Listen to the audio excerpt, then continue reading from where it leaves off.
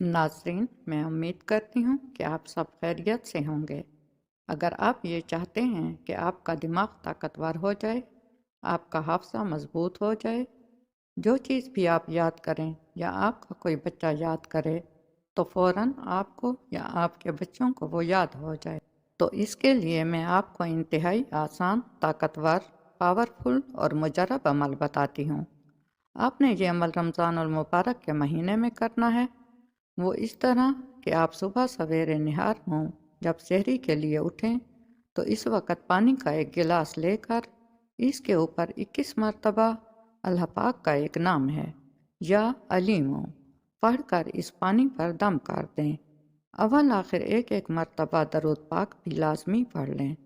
ये पढ़कर पानी पर दम करके आप इसको खुद भी पिएं, अपने घर में जिसका हाफजा भी कमज़ोर हो, जहन कमज़ोर हो, इसको पिलाएं।